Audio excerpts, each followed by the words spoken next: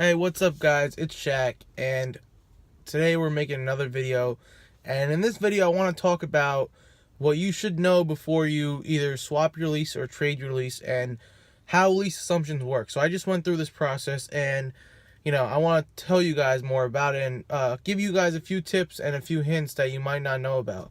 So first things first, I am in the minivan today, and that is because I don't have a fucking car. So I'm driving my mom's minivan around. The second thing is I'm not actually driving while making this video, so I don't need my seatbelt, so I can drive. I can talk to you guys better while I'm not driving, and I can focus more on the camera. So that's why I'm not wearing my seatbelt, and that's why we're in the minivan today. So back to the topic, lease assumptions. So leases are a really good alternative to buying cars, and when you're at the dealership and you're looking for a lower monthly payment, the salesperson might tell you, hey, why don't you lease this car, it'll be cheaper, blah blah blah. Anyway, regardless, one way or the other, if you're leasing a car, or maybe you're thinking, hey, I just need a car for a little while, maybe a year, 2 years, 3 years, let me just lease a car.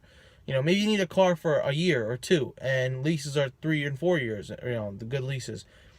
So you find a website such as Swap a Lease, or you find a website such as Lease Trader, or you just find someone on Craigslist trying to get out of their lease, and you're like, hey, I'll just take over this lease. And this video applies to you guys, and it also applies to the people who are currently in a lease and maybe have hit a road bump or something, fucked up somewhere and can't afford their car, or something happened. Shit happens. People, it happens. So things fuck up, things change. Sometimes you come in a financially difficult situation, and your first thing is like, hey, I'm paying so much for my car, let me get rid of it. Well, this video is for you guys, so let's proceed with the video. So my first tip about lease assumptions would be, it is a pain in the ass, and to stay away from them as best you can. Now, I just went through one myself, and I mean, can it be done? Yes, there's a reason why it exists. Is it because it can be done? But it is surely a pain in the ass, and there are fees hidden within there that they don't tell you about. So my lease was with US Bank, and I'm speaking from experience, so I didn't really do too much research on this, but I'm telling you guys what I know from my own personal experience dealing with a lease assumption. And not so much a lease assumption, I was getting rid of my lease. So, but I got both sides of the fucking story, so I'm going to tell you guys right now. So the first thing is, it's not easy. It's a pain in the ass, and the bank does give you a really hard time. If you're trying to get out of your lease like this, or if you're trying to get into a car like this, forget about it. This is not the way to do it, because it takes roughly a month. And I'm saying anywhere from 2 weeks to 6 weeks, depending on what bank you're dealing with. Mine personally took about a month, and some of those reasons were delay issues between me and the assumer, or the leasee. Yeah, leasee. That was our issues, but even if we did it as fast as possible, it would have still taken a minimum of 2 to 3 weeks. And for me personally, it took about almost 4 weeks, so almost about a month before I handed him the keys. So the issues were as follows. First, they want a credit application. They wanted you to pay for a credit application that's non-refundable, which I understand. If your credit's not good, don't fucking try to lease a car off someone else, because the bank won't approve you and you'll be out money for no reason. The second thing is, there's going to be a transfer fee. Now, that was the credit application with US Bank is $150. The transfer fee is $500. So pretty much, you find someone you need to transfer the lease to, they fill out the credit application, they send it in, then the bank tells you yes or no. Once they say no, that's it. You just wasted $150, or whatever applies to whichever bank you're doing.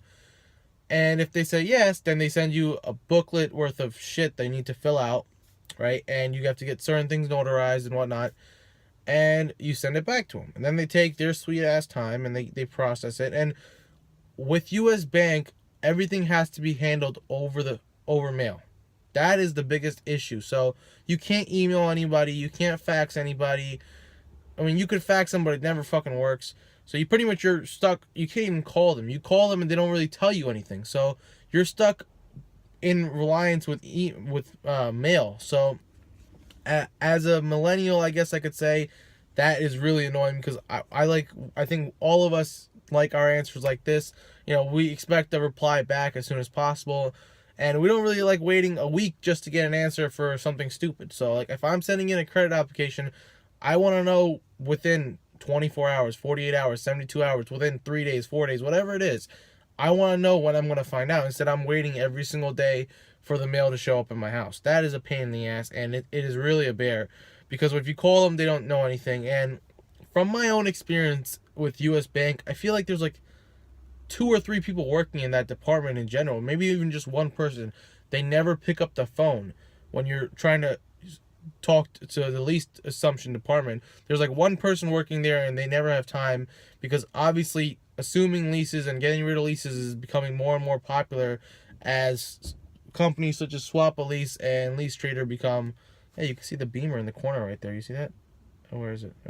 Right there. That's the beamer. Anyway, back to the point.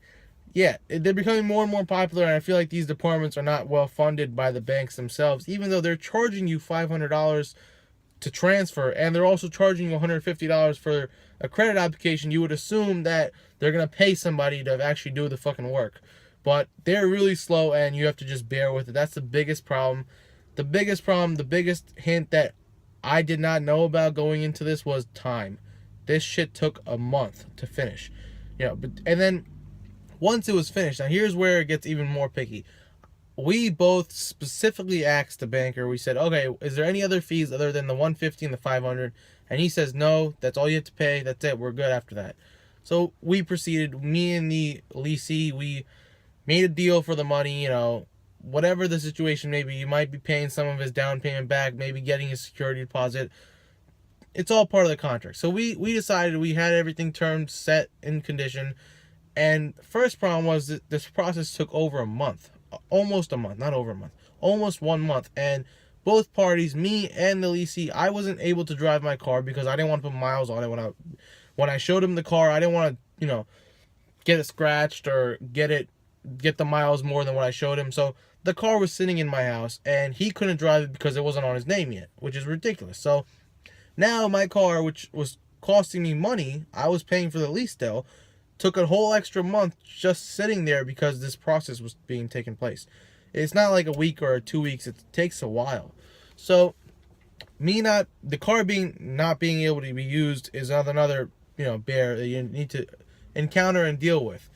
And then the third thing that I want to point out to you guys, and this is probably really important to some people, maybe not as much to other people, but that is the simple fact that when you're getting rid of a car, there's taxes involved. Now, I buy a lot of cars every now and then, and I'm not a fan of paying taxes. I feel like, hey, you pay the tax on it when you buy it from dealership. Every time you switch ownership, you should not be paying taxes. However, I kind of got really lucky with this trade that I did because I live in New Jersey, and the guy taking the car from me also lived in New Jersey, so the tax was not paid again. But there's certain states and certain rules, and you should really consult somebody before you get this done, because you might have everything transferred over on the bank side and then realize, hey, you have to re-register the car, get the title in your name, and pay taxes again. And that is going to be an issue when you're dealing with different states. Now, like I said, I got lucky and I didn't have to pay tax again, but they did make me pay for registration over again. And I was actually lucky I didn't have to pay for title again either. It was just registration. So I paid about $150 for registration. And, the leasee was kind of getting pissed at this point because he had been waiting for a month. He had already paid, they made him pay a first month's payment. They made him pay $500 for the transfer application, and they made him pay $150 for the credit application. So the leasee was kind of getting pissed at this point.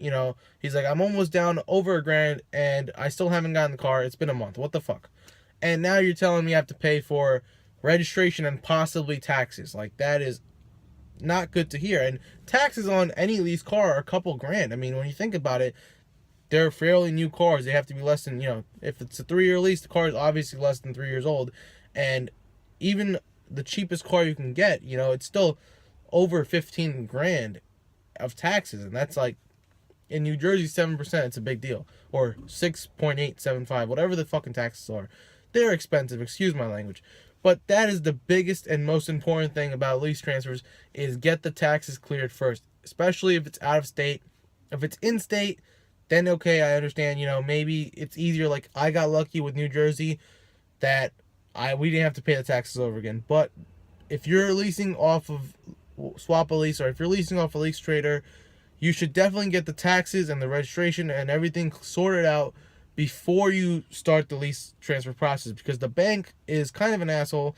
And like what they did to me, they didn't warn me about, hey, you might have to pay this, you might have to pay that. No, they just told me about the fees that they were going to charge me. And at that point, when I was already into the assumption this far, already 4 weeks in, everything was transferred to this person's name through the bank side. The whole lease and the agreement and the contract and everything was transferred onto this guy's name, except the car was still under my name at the DMV. So we had to go to the DMV, not knowing whether we're going to have to pay taxes again or not, request a title from the bank again, and have it transferred at the DMV, so that when this guy gets pulled over, it's not under my name, it's under his name. That was a big issue, and that is the biggest issue in my opinion. And the time is very important, but this is a bigger issue than money, because at the end of the day, if you're gonna have to pay taxes over again, it might just be easier, it might just be cheaper to go to a dealership and get a new fucking car.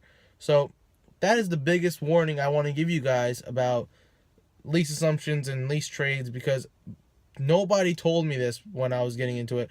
And I have actually, when I was getting my Charger, I was really looking into Swap a Lease and LeaseTrader.com, and I was looking at other Chargers, thinking, hey, I don't know if I want to keep my Charger for 3 years. Maybe I should find someone getting rid of theirs with 1 or 2 years left and just take that. And that was my plan. And I didn't find one at a good price, and I ended up just going to the dealership and getting it new. But had I gone through that experience and had to pay taxes again, it would have made it not worth it. You're better off just buying the car, like leasing a brand new car from the dealer. So when you're assuming a lease or when you're getting rid of your lease, make sure both parties know about these common things, that, hey, it's going to take time. It's not going to happen overnight. And as someone who's trying to get rid of their lease because of financial reasons, you need to understand you might end up paying another payment. If your payments due during that time, you might end up paying another lease payment while the car sits at your house and you can't even use it. And if you don't end up paying a lease payment, you might end up having to pay some of the transfer fees, because as a leasee, if I'm leasing your car, I would probably split the payment with you. If it's $500 and $150, I'd be like, listen, I'll pay the $150. That's my shot with the credit application, but you got to split the $500 with me. So you're at another $250. And then if you end up having to pay taxes and title and registration and all that good stuff, that's more money out of your pocket. So definitely look at the fees and leave a comment below if you have any questions. Again, I'm pretty good with comments on my channel, so if there's something I do know the answer to, I will try to answer it for you guys about the lease assumption process. And if I don't know, I will try to tell you I don't know. Or if I just don't answer, then I don't know. But definitely get all the answers before you start the process, because you don't want to be 4 weeks into the process and then realize, hey, now you got to pay more money and your car is stuck, you can't drive it. And it's definitely something to look out for. So feel free to subscribe for more videos. I have a lot, I'm trying to make more videos on my channel nowadays. So feel free to subscribe, leave a comment, give it a thumbs up if you like this video. And you can follow me on Twitter at Shaq's Tweets. Follow me on Instagram at Shaq's Insta. And I'm going to try to start posting more on those. But that's about it, guys. I hope you guys enjoyed the video. If you didn't, I honestly didn't see too many other videos about lease assumptions and someone who made it this fucking clear. So good luck finding another video. And if you do, awesome. If you don't, come back to my video, give me a thumbs up, and feel free to write, hey, I'm sorry for being an asshole and leaving. I don't know, whatever you want. Just enjoy your car. And even if it's a lease or you bought the car or it's old as hell, whatever, if it's a project car, just enjoy your car and have a great day.